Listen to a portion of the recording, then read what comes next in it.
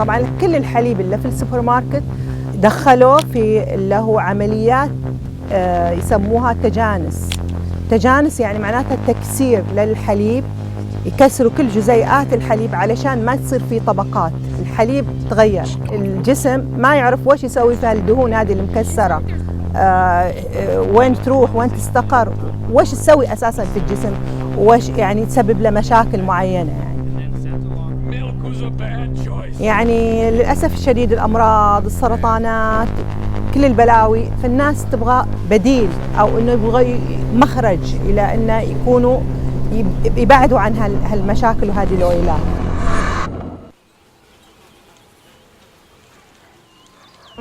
طبعا احنا المزرعة هذه أساسا نمتلكها، كانت فيها أبقار ماشية، فكانت تجينا كميات كبيرة من الحليب تزيد عن الحاجة الشخصية. ففكرت يعني أوكي ليش احنا ما نصنع أجبان؟ فبدأت أفكر كيف يصنع الجبن. فبدأت بالأجبان البسيطة مثل اللبنة، بعدين الفيتا، موزاريلا، وكل ما انتجت نوع وحسيت اني اتقنته هذا حمسني اني اصنع اللي هو نوع ثاني. بدأ الموضوع بالشكل هذا وكبر وفرض نفسه علي. اتذكر العاملة من كثر ما شافتني يعني قضيت ذاك اليوم يمكن 4-5 ساعات في المطبخ وانا احاول، صارت تضحك يعني نتعامل مع الأجبان كأنك تتعامل مع بيبي. two culture and I will add from this one. ما نقدر نقول إن العمل في الأجبان العضوية إنه مجزي أو إنه يستاهل أو ما أدري إيش. يعني في البداية الطلبات ما بتغطي اللي هو تكاليفك، بتغطي تعباتك، بتغطي كل هالأشياء هذه. طبعا بالنسبة للإقبال على الأجبان العضوية، احنا ما كنا متصورين بهالشكل، ان الناس عندها دراية ومعرفة بقيمة الأشياء الطبيعية. يعني الطلب عندنا قاعد يزيد يعني على لذيذ أورجانيك، حتى يعني يتدبل قاعد الشغل صراحة في هذا الخط. طبعا عشان تكون المزرعة عضوية نبدأ من الأساس، الغذاء حق الماشية. عندنا في المزرعة الإدارة بتاعت الحيوان العضوي بتعتمد أساساً على إنه الحيوان نقوم نعزز له الصحة بتاعته والراحة بتاعته، إنه يكون مرتاح وصحته جيدة. فأهم حاجة في الموضوع عبارة عن موضوع التغذية. والميزة الكبيرة هنا في المزرعة إنه الأعلاف الخضراء كلها اللي بنقدمها 100% منها بيتم زراعتها داخل المزرعة. بكده بنضمن إنه ما في العلف اللي بيقدم للحيوانات ما بيحتوي على مضادات حيوية، ما بيحتوي على معززات بتاعت محفزات بتاعت نمو او على هرمونات. فدي واحده من اهم العوامل في الاداره بتاعت الحيوان العضوي. لما الماشيه تمرض ونعطيها نضطر كما الانسان يعني تضطر تعطيها مضادات حيويه. طبعا الحليب يعني لازم نتخلص منه، فهذا طبعا يكون حليب طبيعي. إضافة لكده واحدة من أهم الحاجات في البداية إنه نقلل أي ستريس أو أي ضغط بالنسبة للحيوان، بتحصل نظافة كاملة للحيوان، لأنه الحيوان لو شعر بإجهاد أو بقى متوتر ده حيأثر بشكل كبير على الإنتاج بتاع الحليب.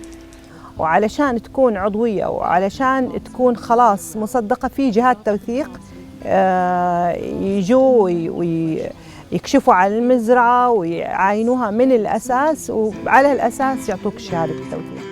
يعني المسألة مرة صعبة وشروط تستغرب. يعني حتى مثلا الحين لو أنا مثلا قلت عندي أبقار أساسا موجودة في المزرعة، خلاص ببدأ أكلها عضوي وببدأ والمزرعة كلها عضوية، يقول لك لا، لازم البقرة تكون من الأساس مولودة بيبي صغير وتنشأ وتكبر على العضوية. هذه ما يعترفوا فيها. هذه من يعني لاحظ، هذا ذكرت لك مثل بسيط بس، طبعا بالإضافة للأشياء كثيرة. يعني صراحة مبسوطة أن الناس أيضاً قاعد تزيد حماسهم ويزيد وعيهم بالنسبة لأهمية هذه المنتجات اللي هي الطبيعية يعني وقيمتها. طبعاً هذا الجبن الطبيعي والجبن الحقيقي بالشكل هذا. دائماً كمية الجبن تكون تقدر تقول ما يجي حتى 20% منه جبن، 80% مصل الحليب. كثرة الأمراض، كثرة هالأشياء هذه فتخلي الإنسان يعني يكون أوكي أنا يمكن أصرف فلوس أكثر على منتجات من هذا النوع، ممكن أضعاف بس أوكي مستوعبين الناس إن أنا الفلوس اللي بدفعها الحين يعني هذه رصيد صحي. بالنسبة للناس اللي يعني الفيجن أو الناس اللي يبغوا يتحولوا نباتيين، طبعا ما فكروا أنهم يتحولوا إلى نباتيين من لا شيء، من كثر يعني للأسف الشديد الأمراض، السرطانات، كل البلاوي، فالناس تبغى بديل أو أنه يبغى مخرج إلى أنه يكونوا يبعدوا عن هالمشاكل وهذه الويلات. لبناً خالصاً، يعني خالصاً لا تتدخلوا فيه، خلاص ما يحتاج اللي هي هذه الأشياء اللي تسووها فيه، أي شيء بتسووا فيه بتخربوه، طلعوه من مساره. وهم أكيد ما سووا لها الأساس، كسروا وسووه بالطريقة هذه إلا لها هدف معين، وهو طبعاً تكوين الأرباح على حساب الناس وعلى حساب صحتهم. Meet the Milkmaster 2000. Are you intrigued? You're flinging right I am. Go ahead. This works in any milk carton. Wow, it is easy.